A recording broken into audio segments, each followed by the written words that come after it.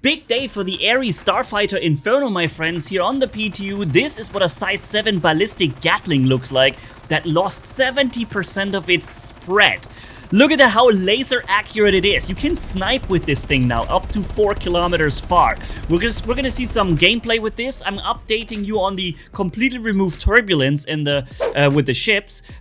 Also here, a small change to the Mantis, not really big, but the turbulence has basically been removed from the PTU for all ships. I'm also gonna show you this. We also look at the new missions for the PvE and the new prizes that you gain while completing them, which I can show you here. And we're gonna have some nice battle with the SF-7B Gatling that lost 70% of its min and max spread from 0.6 to 0.18. Holy smokes, that is good news. And I just used this ship. I recorded this gameplay and I have to say, this thing is fun again, okay? So let's have a look at this. As usual, I try to respect your time, cut this together for you so you get the gist and the information nicely summarized. If you enjoy that, please stay tuned here on the channel. It is my job to keep you guys up to date whenever there is something new to show. And I take my job serious, so yeah, stay tuned. So here it is, the Ares Starfighter Inferno. Crusader Industries. I don't own that ship, so I had to buy it here on the PTU. No problem. 7 million. Not really that much. Also, a little tip: the arrestor missiles are by default installed. The typical go-to missiles are EM missiles right now. This is currently the meta. Somehow the Viper missile rack and Vipers are installed and cannot be removed from the Inferno, by the way. But generally, size 1 Pioneer EM, size 2 would be Dominators EM, and size 3 is the Thunderbolt EM. That's typically the rockets that you go for. They just perform the best at this time. Whether or not this stays forever or stays as long, I'll keep you updated once that changes, but this is currently the best choice when it comes to rockets. And so I've also swapped over the Thunderbolt inside there, and we're ready to rock. I removed, for some reason, the ship has 3 coolers, even though it doesn't even have an energy weapon. So I removed 2 coolers, just let one of them in. Also getting myself ready for some combat, but let's quickly have a look at the turbulence. So I decided to test 3 ships for you guys here as an example, because I know, for example, that the Corsair, especially when you have these hangars where you leave towards the front, with your wings up so high that you already have no room to maneuver, and this with the turbulence was annoying as hell. So the Hammerhead, you see, it's hovering right here, straight over the ground, 0 turbulence. It has been completely removed for whatever reason. I'm not sure why it has been removed. Maybe it was an unpopular thing, or maybe they want to rework it and it was too strong. In some ships, like for example the Corsair, it was too strong. The ship would wobble around in the hangar like crazy, but it had no room to do that in the hangar with the wings being folded up like this. So here's the Corsair by comparison. We're flying, hovering, 0 turbulence. That goes for pretty much every ship in the game, including the Javelin, by the way. I don't know why, but the Javelin is included in the list of changes with the removed turbulence. Good to see that the Javelin is already being respected here. Maybe I can get my freaking Javelin sometime soon. I would love to fly that thing, but I think it's still gonna take some time. Anyways, let's go into the actual part of this video, testing the size 7 ballistic Gatling. And for that, I've chosen a mission. By the way, there's again a lot of huge amounts of missions that you can choose from. Also here, just bring us materials. Very interesting, bring us materials. You can get those copper, tungsten, corundum in whatever way you want. This is an update to yesterday's video.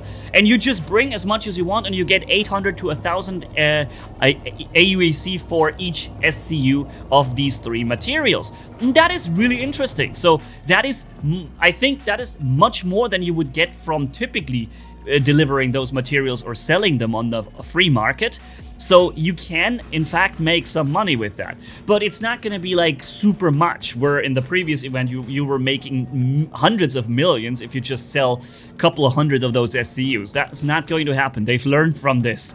But you probably can make money, and the fact that you can get this stuff anywhere, however you want, and deliver it, means you can get it from mining, you can get it from stealing from players, you can probably buy it somewhere, and so on. Alright, so much for this update. Let's keep going with the size 7, and as you can see here, 3,600 shots this weapon has. I still think it should be more. This ship lives from it. You shouldn't really run into ammo problems with the only weapon you've got. It makes no sense. So just, I don't know, make that 10,000. Let this poor fighter that already has problems with slow ballistic projectiles, let that thing just not have to worry too much about ammo. I mean, it's the only weapon it's got, right? Its only reason to exist. But yeah, no turbulence, as you can see. And nice firepower, very accurate. And this is very impressive. The fact that you can shoot like this. You see it here? Look how accurate it is. It's like almost no spread at all anymore. You can really go and snipe with this. I believe it's much more accurate even than laser cannons would be at that distance. I haven't tested the comparison, but it looks to me like it's even more accurate than M7A laser cannons would be. Or perhaps than the M9A that the Ares Starfighter Ion is carrying. Although it is kind of a sniper, so maybe this one is still going to be more accurate. Something that I have to test. But let's go and hunt down some ships.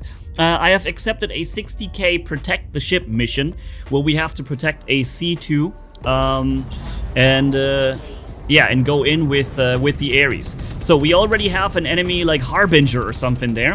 And you see the ship in the top right, the shields, they are going down from our damage that we are doing, but most of the damage, or maybe 50%, it's hard to say really, because the shields absorb some damage, then the armor of ships absorbs some damage, so it's very hard to tell exactly how much damage goes through the shields before the shields are down. But one thing is for certain, once the shields are down, the rest of the ship follows near instantly, because then 100% of our projectile-based damage hits the shield, hits the armor or the ship, and this thing is just gone. And as you can see here, the Harbinger was killed pretty quickly. We have around 3,000 DPS here on this size 7, with now perfect accuracy. Of course, remember that we have 900 meters per second projectile speed. That is relatively slow, so it's gonna be difficult to hit fast-moving targets, and if those were PvP opponents, I can guarantee you I would lose these fights. Maybe not necessarily against the glaive, but certainly against... Oh, and by the way, I had a nice crash. Yes, that happened too. Sorry, that surprised me even while watching this right now. I wasn't ready for it, even though it happened to me a few minutes ago. But yeah, if I was to fight this with like PvP opponents who know what they're doing, I can guarantee you I would not stand a chance with this slow projectile speed, no matter how good I fly, right? But against these PvE opponents, this is actually really good. And look at this this Cutlass Black getting absolutely dunked on by these machine guns, dude.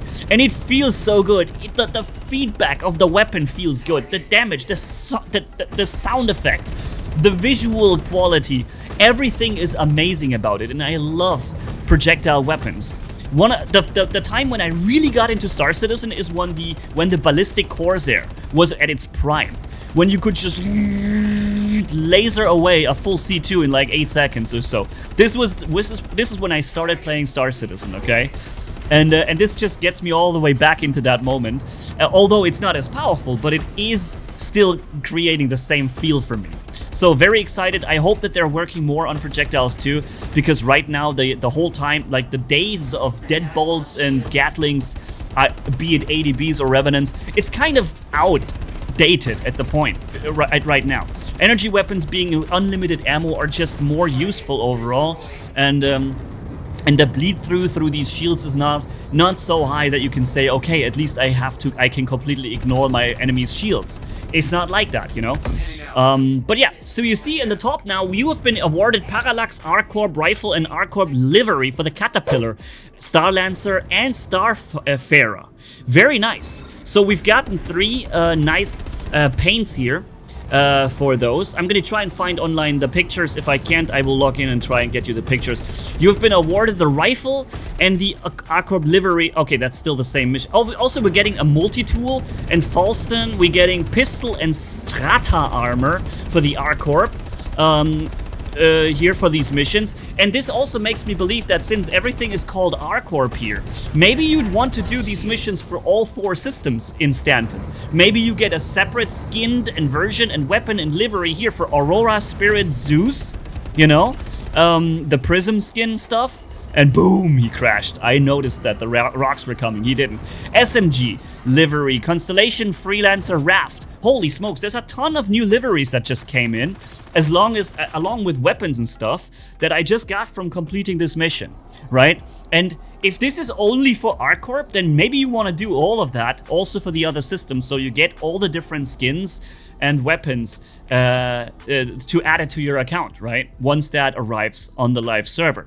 So very interesting indeed, and something we're gonna have to look at. I'm gonna try and get together the skins for all of this, okay? Let me do this in another video because right now I'm really about to go. I have to go. So I'll make it maybe tomorrow as a video to update you on all those skins and weapons that we've just gotten. I show this to you tomorrow, okay? So stay tuned. Here's, by the way, the mission that I tried yesterday, in yesterday's video, where we ran into this problem that the resources were not enough to fulfill the mission. And since there was a PTU update, I wanted to just try and test out if this has been fixed or if they have changed the description. And indeed they have. It says now that you have to get 10 boxes. They say ideally get 10 boxes, right? That's what they say in the description, but they really want you to get 10 boxes. And they say that each box is as much as 8 SCU. So this is now found in the description of the quest text, or the mission description. And this is a different base here on Lyria. It's not World's End like it was in yesterday's video. This time it is a different, it doesn't even have a jump point. It's just a tiny base. And that lets me believe that this base and little point here was generated only for me. Since there is no jump point to this location, I don't have to share the cargo boxes with any other player. So in that spirit, that solves a lot of problems. I've seen the comments yesterday of people saying, oh wow, I can't wait to get into this one base, meet 300 other players there, get shot over by them, and my cargo gets stolen. This new iteration of this, mission would change that and fix the problem, because this is basically a separate location just generated for you with your mission, one without a jump point that no one else will find. Or should find, unless like they stumble upon it like by random chance, which is very unlikely. Okay, so this would solve all the problems, but still, they say I need to get 10 boxes, and I have 1, 2, 3, 4, 5, 6, 7, 8, 9, 10. Yeah, there's 10 boxes each. There's 10 boxes on this base, and I have to deliver exactly 10 boxes for this mission. So you do need to get all 80 SCU. That is 80 SCU. In the top right it says recover stolen resources, but once you leave the base, it'll give you the number, and that is 10. 80 SCU is what you have to transport. You need to get all of the 10 boxes, and you can do it now without a problem and anybody stealing it from you, because it's a separate location. Very important, once you leave this point, you will not get a location marker for this base anymore. Make sure to take those 10 boxes all at once. If you can't do it on the PTU right now, there's no more location marker after you left the base. So that's it, okay?